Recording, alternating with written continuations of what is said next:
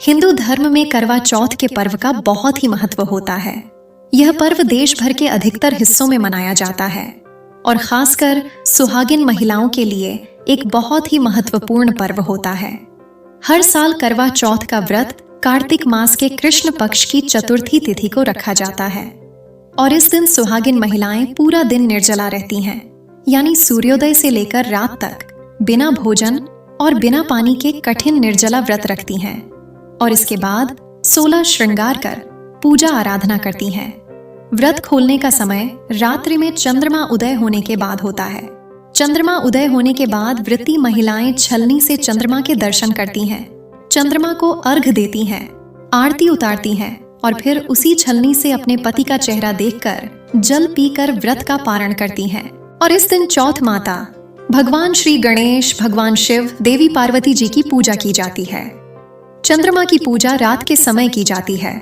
मान्यताओं के अनुसार इस दिन व्रत रखने वाली महिलाओं को अखंड सौभाग्यवती होने का आशीर्वाद प्राप्त होता है। आइए जानते हैं इस बार करवा चौथ का व्रत कब है और ब्रह्म मुहूर्त में सरगी किस समय खाई जाएगी। चंद्रमा उदय होने का समय क्या रहेगा। चंद्रमा को किस समय अर्घ देकर आप व्रत खोल सकती हैं। दोस्तों, आगे बढ़ने से पहले आपको बता दूं कि करवा चौथ का व्रत प्रेम का प्रतीक भी माना गया है। यह न सिर्फ पति की उम्र बढ़ाता है बल्कि यह प्यार को दोनों के बीच कई गुना बढ़ा देता है। यह व्रत ही नहीं होता अपितु उसमें प्यार भी छुपा होता है। करवा चौथ का व्रत पति पत्नी दोनों को मिलकर करना चाहिए। अगर किसी कारणवश पति ना कर पाए तो पत्नी को करना चाहिए। पत्नी यदि बीमार हो तो पति को पत्नी के लिए आत्मसमर्पण हेतु व्रत आदि करना चाहिए। ऐसे में भगवान शिव और मां पार्वती अत्यंत आश्चर्यजनक रूप से प्रसन्न होते हैं।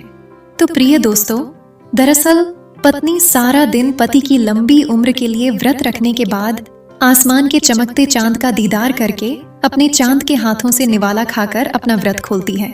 तो चलिए दोस्तों, अब जान लेते हैं कि इस दिन कौन कौन से शुभ और अशुभ मुहूर्त बन रहे हैं।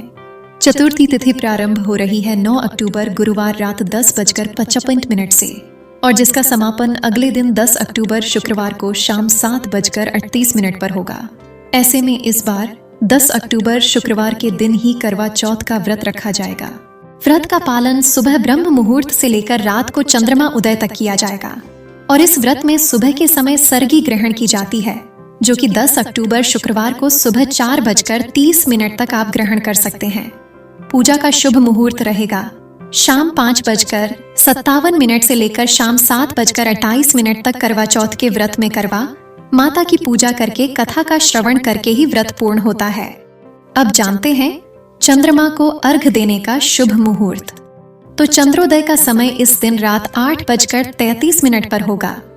भले ही तिथि इस समय तक समाप्त हो चुकी होगी, लेकिन चंद्रमा को अर्घ आप इसी समय देंगी और उसके बाद अपने व्रत का पारणा आप रात 8:33 के बाद से रात 12 बजे से पहले के बीच में कर सकती हैं।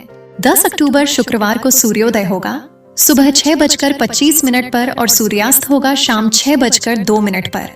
इसके अलावा इस दिन राहु काल, जो कि अशुभ मुहूर्त होता है, सुबह 10:30 से दोपहर 12 बजे तक रहेगा। ध्यान रखें, इस समय आप कोई भी ऐसा काम करने से बचें जो आपके पूजा पाठ से संबंधित हो या कोई नया काम यदि आप करना चाहते हो तो इस समय को छोड़कर बाकी समय में कर सकते हैं। अभिजीत मुहूर्त सुबह 11:50 से दोपहर 12:37 तक रहेगा।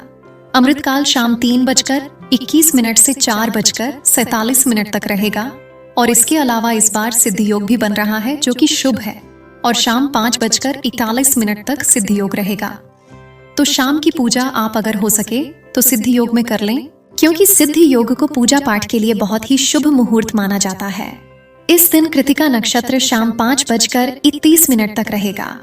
बाद में रोहिणी नक्षत्र प्रारंभ हो जाएगा।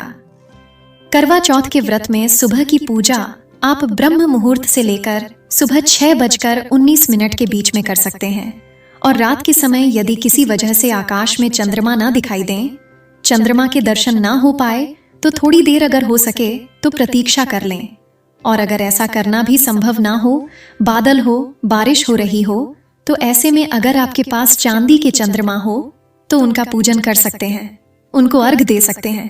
नहीं तो भगवान शिव के मस्तक पर विराजमान चंद्रमा को देखकर आप अर्घ देकर व्रत खोल सकते हैं।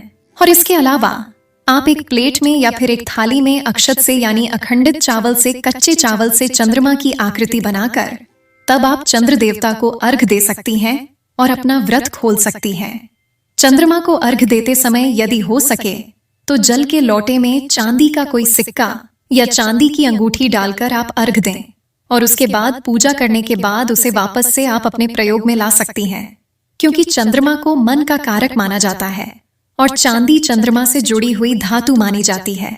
जो व्यक्ति चंद्रमा की पूजा में चांदी का प्रयोग करते हैं उनके जीवन में चंद्रमा का शुभ फल प्राप्त होने लगता है। दोस्तों, उम्मीद है कि आपको यह वीडियो अच्छी लगी होगी।